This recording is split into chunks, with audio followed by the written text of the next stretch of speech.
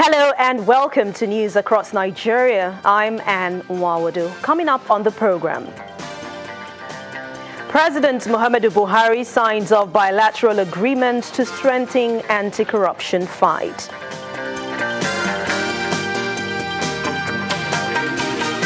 Niger State government partners Dangote Group on sugar production.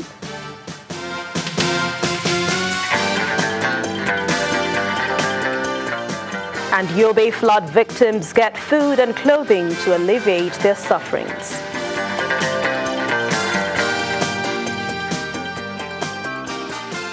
President Muhammadu Buhari has signed instruments of ratification for a number of bilateral agreements to strengthen the government's anti-corruption war.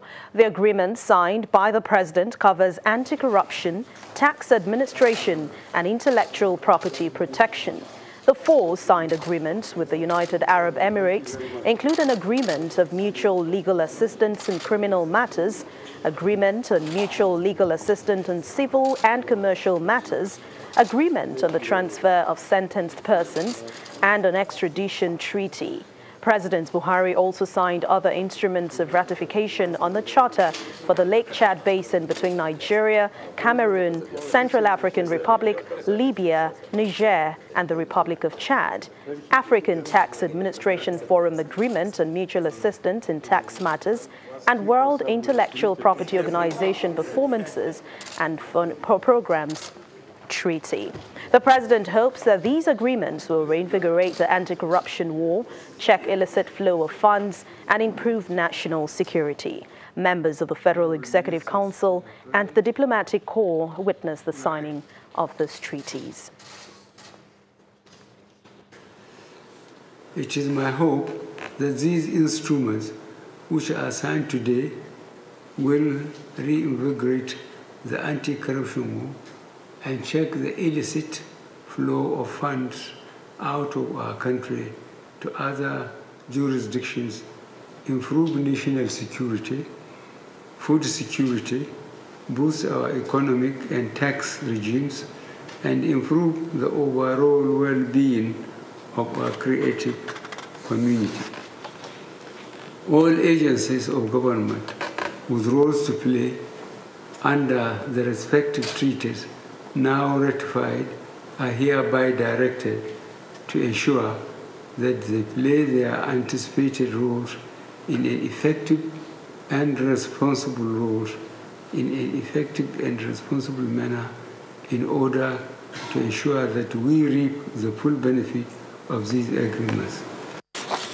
Today's ceremony marks a very important milestone in our demonstration of sovereign capacity to fulfill our international obligations and take important steps for the benefit of our economy, security, and anti-corruption war within and outside Nigeria.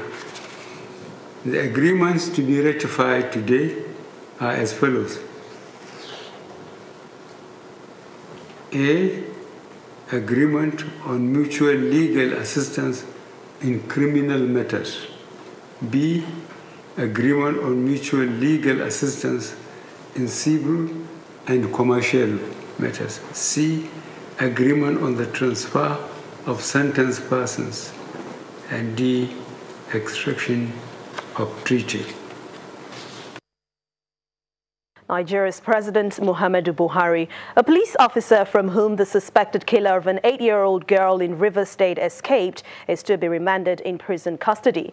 A Port Harcourt magistrate court today ordered the remand of Sergeant John Bosco Okoreze, who is standing trial for failing on his duty, and that led to the escape of suspected ritual killer Ifeanyi Dike.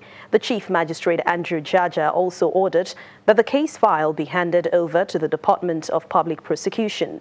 He adjourned further hearing into the matter to September the 13th to enable both the defense and the prosecution adopt their written addresses.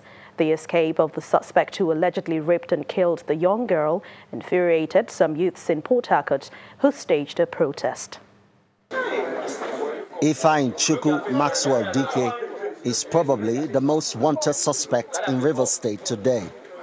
The 200-level student of physics in the University of Port Harcourt was on Saturday, August the 19th, arrested by the police with the help of some vigilantes in Eliozu area of Port Harcourt, the River State capital, for allegedly raping, killing and cutting off vital organs from an 8-year-old girl.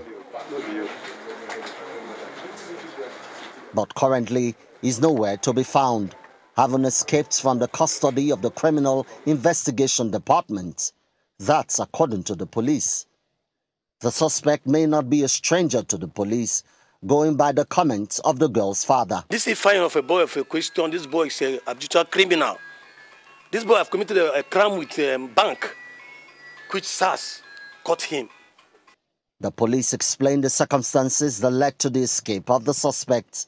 He was taken for statement. After his statement, he was being taken back to the counter where he will be detained. It's a space of about 50 kilometers between the counter and the interrogation room. He just took to his heels. And the IPO, we found that instead of handcuffing him, he did not handcuff this guy. That gave him an opportunity to run and escape. So we have launched a manhunt for this hoodlum, and by the grace of God, we'll get him as soon as then later. But that explanation does not seem to sit well with some youths and persons who have staged a protest, setting up bonfires and barricading a section of the road in Eliozu, and demanding that the suspect be produced by the police.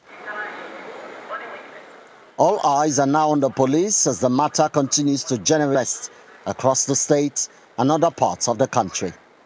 Emmanuel Irei, Channels Television News.